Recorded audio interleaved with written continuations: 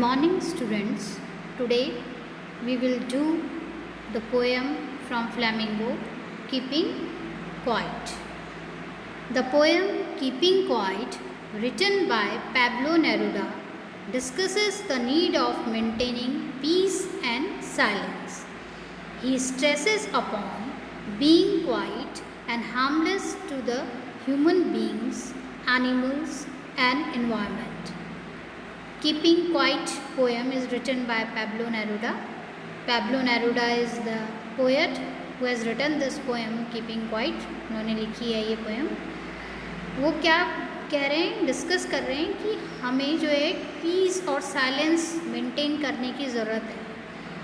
हम शांत हो जाएं, इतने शांत कि हम किसी भी ह्यूमन बीइंग को या किसी एनिमल को या एनवायरनमेंट को कोई नुकसान ना पहुंचा सके. He suggests that in order to maintain peace and harmony, it is required to stop and introspect ourselves. वो सजेस्ट करते हैं, वो ये सुझाव देते हैं सबको कि अगर हमको चारों तरफ शांति और हार्मनी अगर हमें डेवलप करनी है तो it is required to stop and introspect ourself. तो हमें रुककर अपने आप को अपना जो है इंट्रोस्पेक्शन मतलब अपने बारे में सोचना पड़ेगा, अपने अंदर झांक कर अपने बारे में जानना होगा. अपना इंट्रोस्पेक्शन, अपना आत्म समीक्षा, जब हम अपने बारे में अपना मूल्यांकन करते हैं कि हम क्या कर रहे हैं, ह्यूमैनिटी के लिए क्या कर रहे हैं, एनवायरनमेंट के लिए क्या कर रहे हैं, तो इंट्रोस्पेक्शन हम करें. First stanza is now we will count to 12 and we will all keep still for once on the face of the earth. Let's not speak in any language. Let's stop for 1 second and not move our arms so much. So the poet here requests everyone, वो सबसे request करते हैं कि to count till 12, अपने जो mind है उसमें count करें 12 तक, एंड टू स्टॉप फॉर, और कुछ देर के लिए रुकें. अब ये जो 12 है ये पोएट के लिए 12 आवर्स हो सकता है, 12 मंथ्स हो सकता है, या एक ईयर. यू नो ना, there are 12 months in a year. तो ये जो 12 है ये इसको इंडिकेट करता है. He wants everyone to stop and calm down. वो चाहते हैं कि ये जो भागा दौड़ी हम जीवन में कर रहे हैं हम शांत हो जाएं और काम डाउन हो जाएं, शांत होकर सोचें. The poet urges everyone not to speak any language. कोई भाषा, कोई लैंग्वेज ना बोले, क्योंकि जो अलग अलग भाषाएं ये भी आपस में एक दूसरे से विरोध का कारण बनती हैं, एक टकराव का कारण पड़ती हैं. तो पोएट जो हैं वो सबसे रिक्वेस्ट कर रहे हैं कि हम कोई भाषा, कोई लैंग्वेज कुछ ना बोलें. As we all know that there are different languages spoken in different parts of the earth. जैसे कि हम जानते हैं कि इस अर्थ में ये जो दुनिया है यहाँ तरह तरह की भाषाएं बोली जाती हैं. इवन एक स्टेट में भी, एक कंट्री में भी, आप इंडिया ही देख लो कितनी तरह तरह की भाषाएं बोल. तो अलग अलग भाषाएं जो हैं ये क्या करती हैं, which sometimes become a barrier in our way for peace. तो ये अलग अलग भाषाएं भी शांति के आगे, जो शांति के रास्ते के आगे रुकावट बनती हैं. हर कोई क्या होता है अपनी भाषा को महत्व देगा, तो इससे भी टकराव होते हैं. सो ही आस्क पीपल नॉट, इसलिए वो लोगों से कह रहे हैं कि कुछ मत बोलो, चुप हो जाओ, चुप रहो. Not only this, he also wants us to stop moving our arms. By using the word arms he means the weapons which are used by different countries to raise a war against each other. केवल यही नहीं, वो कह रहे हैं कि अपनी जितने ये हथियार हैं इनको सबको, इनको स्टॉप कर दो, इनको मत एक दूसरे पे उठाओ, एक दूसरे पे, कंट्रीज़ पे, एक दूसरे पे वेपन्स से मत उठाओ. और क्योंकि ये वेपन्स जो हैं ये सिर्फ क्या करते हैं, ये युद्ध करवाते हैं, ये लड़ाई करवाते हैं, ये पूरी दुनिया में इनसे क्या होता है, अशांति होती है. तो इसलिए वो सबसे अर्ज कर रहे हैं, रिक्वेस्ट कर रहे हैं सबसे कि डोंट यूज़ आर्म्स. ये आर्म्स जो हैं इनको मत, इनको यूज़ करो, इन वेपन्स को साइड में रख दो. So basically the poet is demanding peace from all of us. तो वो क्या डिमांड कर रहे हैं, बेसिकली क्या चाहते हैं, वो चाहते हैं कि पूरी दुनिया में शांति की स्थापना हो, लोग भाईचारे के साथ रहें, एक दूसरे से भाषाओं को लेकर विवाद ना करें, एक देश दूसरे देश पे जो है वो आर्म्स ना चलाए या वार वेपन्स यूज़ ना करें। तो चारों तरफ क्या हो, शांति का माहौल हो। Second stanza is it would be an exotic movement without rush, without engines. We would all be together in a sudden strangeness. Fishermen in the cold sea would not harm whales, and the man gathering salt would look at his hurt hands. Poet says that it would be a rare situation when there will be no engines.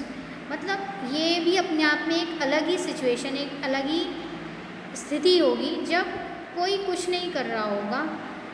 Hair he wants to say that if everything comes to an stand, मतलब हर इंसान भाग दौड़ में लगा है अपने daily lifes की, एक मतलब टेंशन भरी लाइफ सब जी रहे हैं, तो एकदम शांत माहौल हो जाएगा।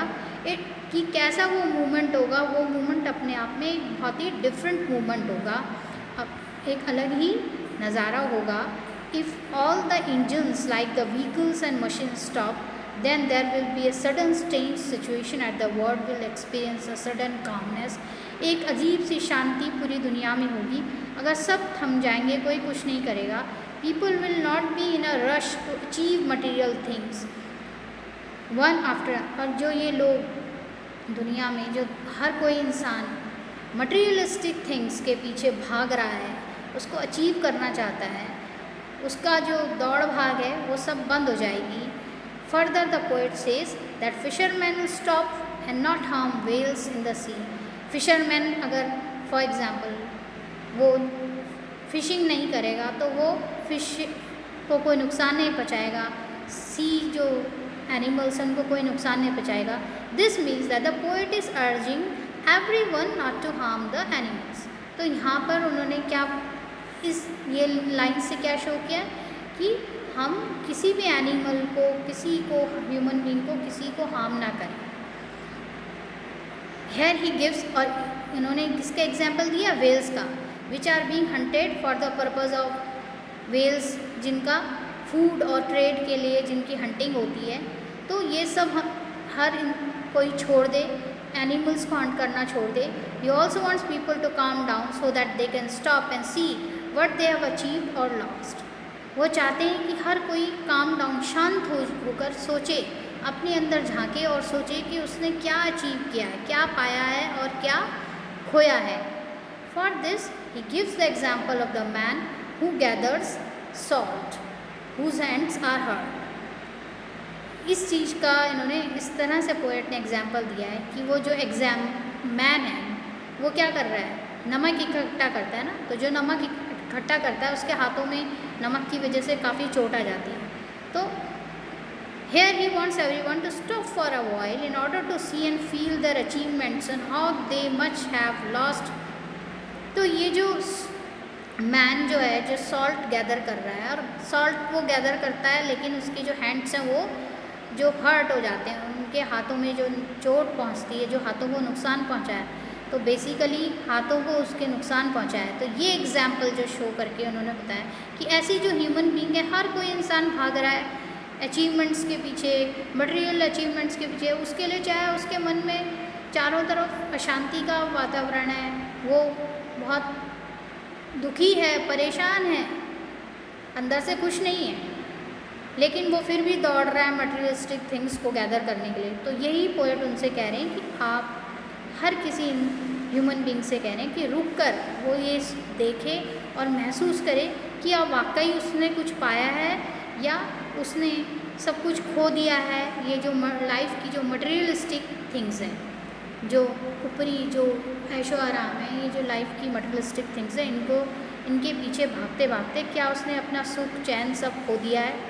क्योंकि बेसिकली जो हम किसी भी चीज़ को हमें क्यों चाहिए होती है, हम अंदर से हैप्पी होने के लिए, हैप्पी फील, लेकिन होता क्या है कि मटेरियलिस्टिक चीज़ों के पीछे भागते भागते इंसान की जो माइंड की जो हैप्पीनेस है, उसकी कामनेस है, क्वाइटनेस है, उसकी स्लीप है, सब चली जाती है। तो उसको मिलता कुछ नहीं है सिवाय अनहैप्पीनेस की। तो इसीलिए पोएट कह रहे हैं कि रुक कर आप थोड़ी देर विचार करो, महसूस करो कि क्या आपने वाकई में कुछ पाया है या सब कुछ खो दिया है। तो students, next stanza we will do in next class. अगर आपको इस मेथड से पढ़ना ठीक लग रहा है तो मुझे व्हाट्सएप में ज़रूर आप मैसेज कीजिए। Okay, thank you.